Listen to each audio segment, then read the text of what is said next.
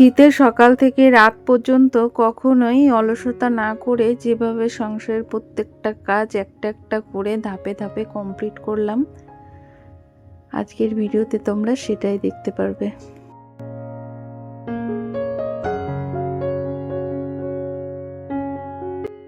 শুভ সকাল আমার প্রিয় বন্ধুরা, তোমরা সবাই কেমন আছো? আশা করছি প্রত্যেকে বেশ ভালো আছো এবং সুস্থ আছো। তোমাদের ভালোবাসায় আমরাও প্রত্যেকে বেশ ভালো আছি। তোমাদের সবাইকে আমার আরও একটি নতুন ভিডিওতে অনেক অনেক স্বাগত। আশা করি আমার আজকের এই ভিডিওটা তোমাদের খুব ভালো লাগবে। আর আজকের বারটা হলো বুধবার, আর আজকে হলো পৌষ সংক্রান্তি, মানে যাকে বলে মকর সংক্রান্তি। আর আজকে কিন্তু পৌষ মাস চলে যাচ্ছে। আর আজকে যেহেতু সংক্রান্তি, আমরা প্রত্যেকেই কিন্তু পিঠে পুলি তৈরি করি। আর এই যে বাড়িতে কিন্তু বাস্তু পুজোও করে থাকি। তবে আমাদের অসুস্থ থাকার কারণে বাস্তু পুজোটা সেভাবে করতে পারিনি, কিন্তু ওই যে ঘরে যেটা করেছি, কিছুটা ফল দিয়ে আর কিছুটা আলো চাল আর তার সঙ্গে কলা দিয়ে ঘরের পুজোটা কমপ্লিট করেছি। আর আজকে ঘরের পুজোটা কমপ্লিট করতে আমার অনেকটা সময় লেগেছে, এখন প্রায় 2টোরও বেশি বেজে গেছে। আর এই যে আমি সবেমাত্র দুপুরবেলার খাওয়াটা শেষ করে তারপরে একটু থালা বাসনগুলো মেজে নিয়ে তারপরে যে ঘরে রেখে দিয়েছি। আর এই যে ভিডিওটা দেখছো ফ্রিজ থেকে মাছ বের করা, এটা কিন্তু সন্ধ্যাবেলা থেকেই শুরু করেছি। সন্ধ্যার পর এই ভিডিওটা শুরু করেছি, মানে ফ্রিজ থেকে মাছটা বের করে তারপরে এই যে আমি কিছুটা গরম জল করে নিয়েছিলাম, মাছের মধ্যে দিয়ে নিয়েছি। আর আমার দুষ্টু মাম্মাম খাটের উপর একটু খেলা করেছিল আর একটু ঘুমিয়েছিল, ওই জন্য কিন্তু খাটটা এলোমেলো হয়ে রয়েছে। আর এই যে আমি যেই জামা কাপড়গুলো সকালের দিকে কেচে দিয়েছিলাম, সেই জামা কাপড়গুলোই কিন্তু এখন ভাঁজ করে নিচ্ছি তোমাদের সঙ্গে কথা বলতে বলতে। সোনামা কিন্তু ওর দাদার সঙ্গে এখন বাজারের দিকে গেছে। আর ও দাদাভাই যেহেতু বাড়িতে ছিল না, যেই দাদাভাইকে পেয়েছে, দাদাভাইকে পেয়ে এক্ষুনি বলছে আমাকে বাজারে নিয়ে চলো।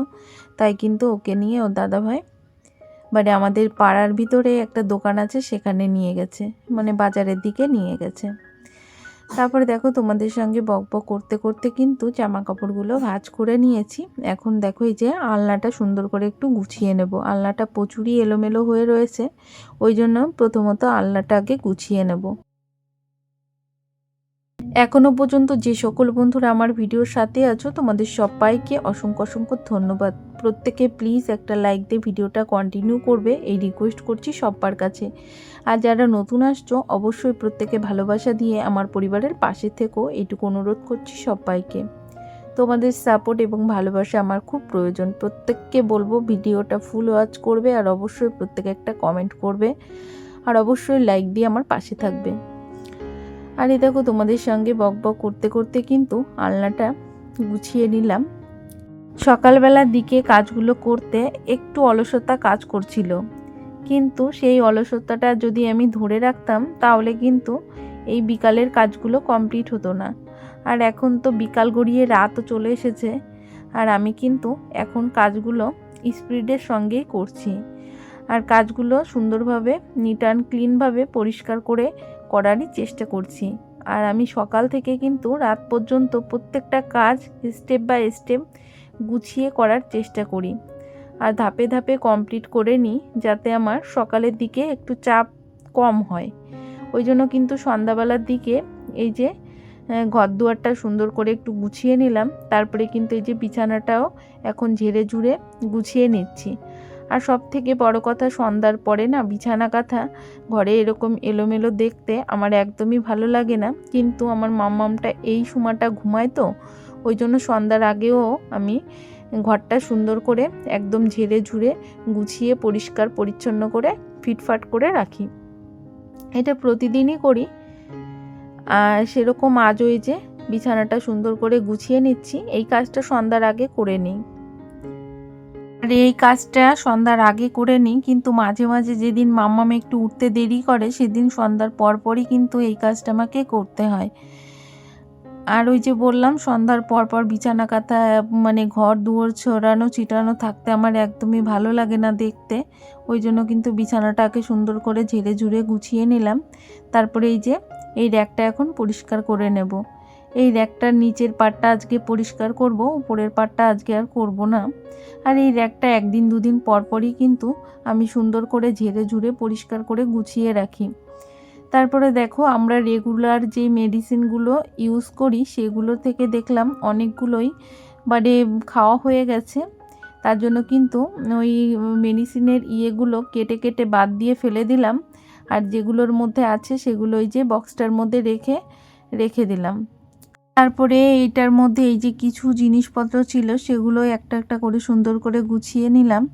জানো তো মাম্মাম থাকলে এই কাজগুলো করতে গেলে আমার একটু অসুবিধা হতো, যেহেতু ও বাড়িতে নেই। এখন কিন্তু আমি সুন্দরভাবে কাজগুলো কমপ্লিট করে নিতে পারলাম।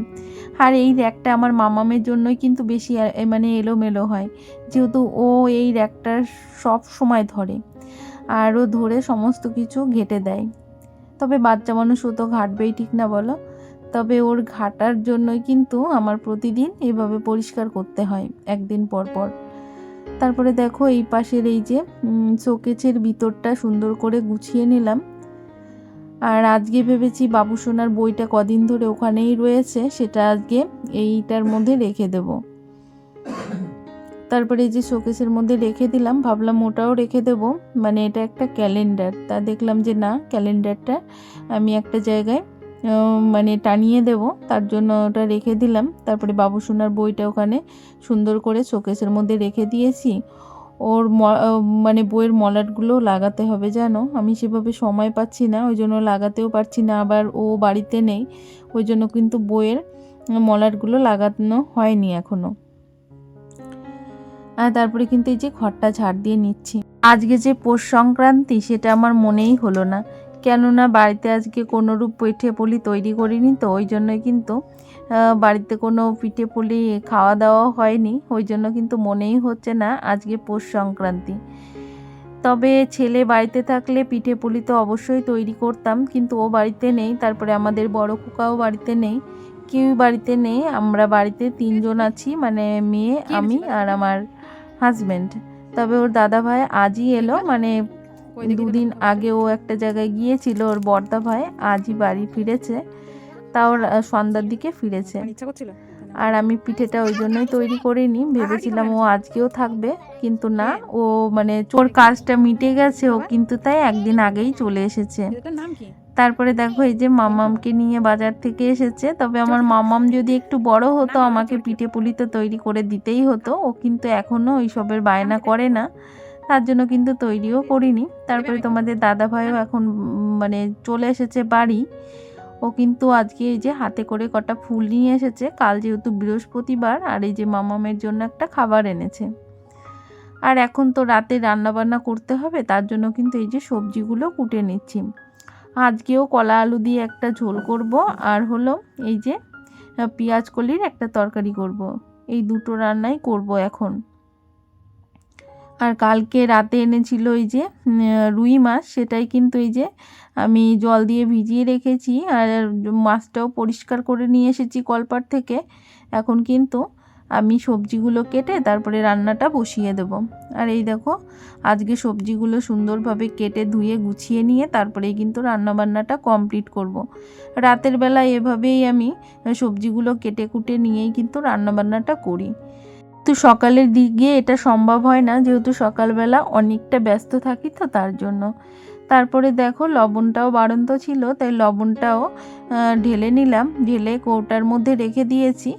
আর আমি কিন্তু রাতের বেলার দিকে যে কোনো জিনিস যদি বাড়ন্ত হয়ে যায় সেটা কিন্তু রাতের বেলার দিকেই ঢেলে ঢুলে গুছিয়ে রাখি, যেহেতু সকালবেলা প্রচুর পরিমাণে ব্যস্ত থাকতে হয়। জন্য রাতের বেলা যেই জিনিসগুলোই দেখি বাড়ন্ত আছে বা একটু অল্প আছে সেই জিনিসগুলোই কিন্তু আমি ঢেলে ঢুলে গুছিয়ে রাখি, যাতে সকালবেলা আমি মানে ওই কাজগুলো আমার এক্সট্রা করা না লাগে। আর সকালবেলা প্রচুর পরিমাণে ব্যস্ত তো, ওই সময় আবার সমস্ত কিছু ঢালাঢুলি করতে গেলে অনেকটা এক্সট্রা সময় লেগে যায়। সকালবেলা যেহেতু আশিপাশি কাজ করতে হয়, তারপরে রান্নাবান্না 8টার মধ্যে, ওই জন্য রাতের বেলা কিন্তু এভাবে গুছিয়ে কাজ করার চেষ্টা করি। তারপরে দেখো ফাইনালি তোমাদের সঙ্গে বকবক করতে করতে আমার রাতের বেলা রান্নাটা হয়ে গেছে। এদিকে যে গরম গরম ভাত, আর ওদিকে হয়েছে হলো পেঁয়াজকলি দিয়ে একটা তরকারি করেছি আর কলার তরকারি। তাই ভিডিওটা এই পর্যন্ত। সবাইকে টাটা, গুড নাইট। আবার দেখা হবে নেক্সট ভিডিওতে। Tata, by.